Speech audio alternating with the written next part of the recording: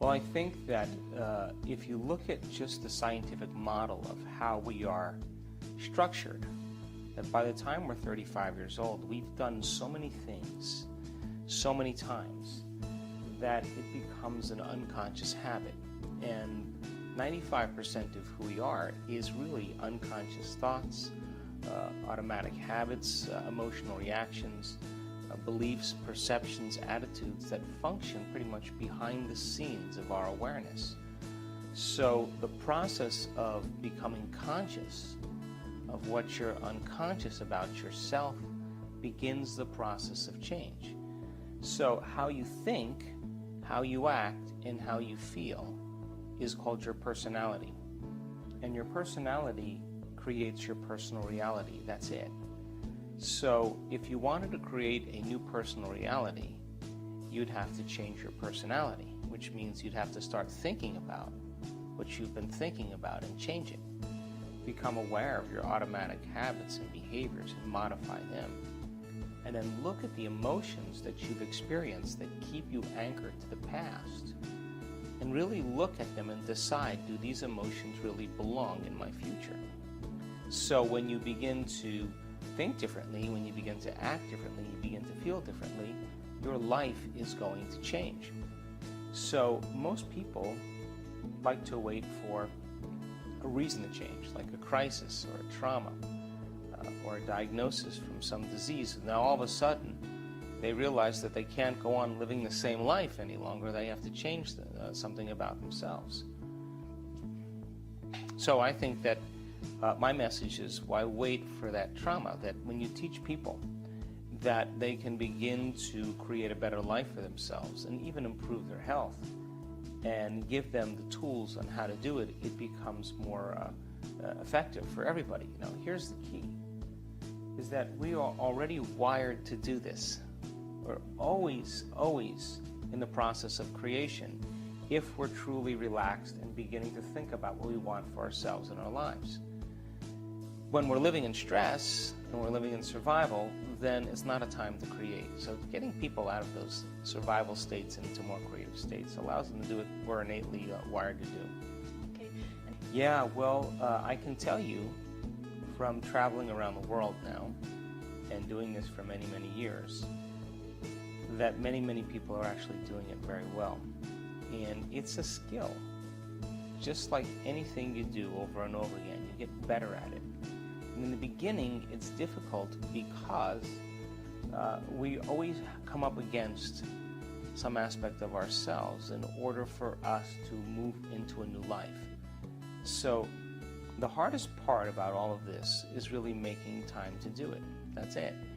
And many people spend the majority of their life waking up every morning and running through a series of routine behaviors, seeing the same people that push the same emotional buttons, doing the things at work that they know that they can do so well, thinking the same thoughts, living by the same emotions all day long.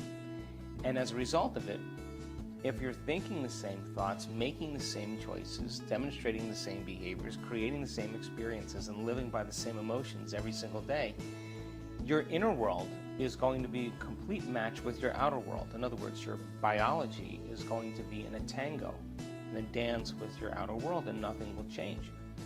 So then, if you keep thinking and acting and feeling the same way, you condition your body to become the mind.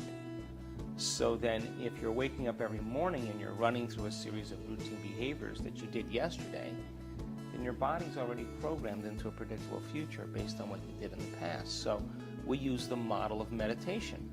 So a person sits down and they close their eyes and they disconnect from their outer environment, the people they know, the things they own, the places they have to go, the experiences that normally they create every day that reaffirms their same emotions. So if they're not experiencing their environment and they're closing their eyes and they're playing soft music in the background, or they're plugging their ears with earplugs, that's less information. If they're sitting their body down and not getting it up and doing something and not eating or smelling or tasting or feeling with their body, that's even less sensory information coming into their body. And if they're sitting down, they're not thinking about all the schedules they have to keep or all the past things that happened yesterday. They're truly in the present moment. It's when we get beyond our bodies, get beyond our environment, and we get beyond time that we really fall into the sweet spot of the generous present moment. And that's really when we connect to the quantum field where all those potentials exist. So then getting to that point where you're being defined by thought alone, because now your inner world is more real than your outer world, begins for you to begin to condition the environment to get beyond your body and to create some new experience in your life. And it takes practice, but we've measured enough brains now in all of our research that it becomes a skill, and people slip into these states very naturally. We do several scientific measurements during our advanced workshops. And our advanced workshops, we just did a few in Mexico just last month, and it's an opportunity for people to retreat from their lives for 5 days and really deepen their understanding of the work and really create, when they walk out of there, create a different life for themselves. And so we do the measurements right in our advanced workshops. We measure brain waves, we do brain scans, we do heart rate variability, we measure epigenetic changes in urine, we measure neurotransmitters, we measure cortisol levels, we measure the energy of the room, energy around people's bodies. We measure as much as we can because we want to demystify the process. Well, it always, we have a community of 500 or 700 or 1,000 people in a room. It's not just the energy that they bring, it's the type of energy they bring. So when you combine a clear intention, which is a function of the brain, and an elevated emotion, which is a function of the heart, it tends to create a more broadened electromagnetic signature that surrounds people's bodies. Now, the type of energy that's created is very rhythmic, it's very coherent, it's very orderly, it's synchronized, and it's like dropping pebbles in water. They become very, very rhythmic. That energy carries an intent, a thought. And so if I'm sitting next to you, or there's 1,000 people or 500 or 700 people in a room, and everybody's energy is becoming coherent, the moment those two energy fields interact, they interfere. When they come together, they are going to create a bigger amplitude, a bigger wave. That bigger wave is a higher energy. And we've measured this over and over again in our advanced workshops, and we've made scientific history because the energy that at the end of the event is way higher than the energy when we start. Now, what does that mean? That's available energy for people to heal. That's available energy for people to create a new life for themselves. That's available energy for them to have a mystical experience, and on and on. So there is power in community, but it has to be the combination of that clear intention with an elevated emotion, because the majority of our time when we're living in stress, we're actually drawing from the field. So the energy of the room will go down. So how do you teach people, instead of taking from the field, to give to the field? And we know that when you get a community of people together, and they're all wearing heart rate monitors, which is a function of the autonomic nervous system.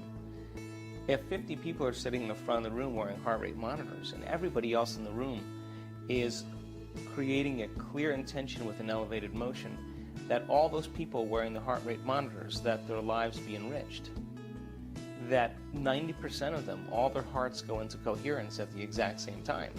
In other words, they're being influenced by that energetic field, and we are bound by that field. And the emotion that binds us is love. It's the glue that keeps us forming community. Well, this is a great conversation. It is. It is. It'll just take you longer. Oh, this is not good news. It'll take you longer. So the more elevated the motion, the higher the frequency. The higher the frequency, the shorter amount of time it takes to manifest in a person's life. The more they're living in competition and struggle and suffering and guilt, it's a slower vibration of energy. So it's still producing a field, but the energetic field is slower, which means they're going to take more time in their life to create it. It may take 20 years, it may take 50 years, but an elevated emotion tends to collapse time. Yeah. Well, we know that from looking at enough scientific research in studying people in the process, that I can tell you that you are at your absolute best when you get beyond yourself. And there is a moment where we can predict when that's going to happen to a person. So the resistance that typically takes place with a person is that they're afraid of the unknown. They'd rather hold on to their suffering. They'd rather hold on to their insecurity. They'd rather hold on to their bad habits than take a chance and possibility, because the body is not comfortable in the unknown. That's why we feel uncomfortable when we change. But that place where you feel uncomfortable, that unknown, that void, that is the perfect place. The last month, people do supernatural things. Right. Well, heal themselves from very serious neurodegenerative diseases, create objects out of nothing. We've made scientific history in the last 4 years, over and over again. And the cool thing about it is that the people were just common people like you and I. That's point number one. Point number two is that we use science as the model, the language, to demystify the mystical. And that when you start talking about religion or culture or tradition, you divide an audience. So we use the scientific model to help people understand by combining quantum physics with neuroscience and epigenetics and everything else, but in an easy way, a really simple way. So then once they understand it, we put them into the experience. And once they see Graziella stand up and say, I just had this amazing experience, the next person sitting next to you is going to say, well, she looks a lot like me. She's not a monk or a nun or a minister or an academic or a scholar or a famous person. She just looks just like me. And so we're breaking through that barrier now. And the beauty behind it is that anybody can do it. So people are taking their power back because you don't need an authority to get answers any longer, whether it's a priest, whether it's a teacher, whether it's a doctor, a governor. You can get information on your own, and that begins to empower people. So, but this is a time in history where it's not enough to just know. This is a time in history to know how. And so there's a division. There are people clinging to the old models. That's normal. But more and more people are stepping out into this understanding because they have a greater level of awareness. And a greater level of awareness means they begin to look at more possibilities. Well, it's not that hard. Number one, take time out of your busy life to invest in yourself. When you invest in yourself, you invest in your future. Number two, before you open your eyes every morning, sit up and ask yourself this question. Who am I going to present to the world today? What is my greatest version, my greatest expression, my greatest ideal of myself that I could be today? And begin to become conscious of your unconscious thoughts. Notice them. Become aware of your automatic habits. Look at the emotions that you live by every single day. The more conscious and familiar you become with them, the less unconscious you'll become. The word meditation means to become familiar with. And then sit down and decide what thoughts you do want to empower, fire and wire in your brain. What behaviors you do want to demonstrate and rehearse them in your mind. The research on rehearsal shows that you begin to install the circuits in your brain. You prime your brain ready for the day. Your brain looks like it's already in the experience. And then decide, I'm not going to get up from this meditation or my morning until I feel in love with life, till I feel abundant, till I feel worthy, till I feel empowered, invincible, free, caring. And when you begin to feel it, it's that emotion then that begins to become more familiar to you as well. And so if you get up and you can maintain that modified state of mind and body your entire day, get ready, because something unusual is going to happen in your life.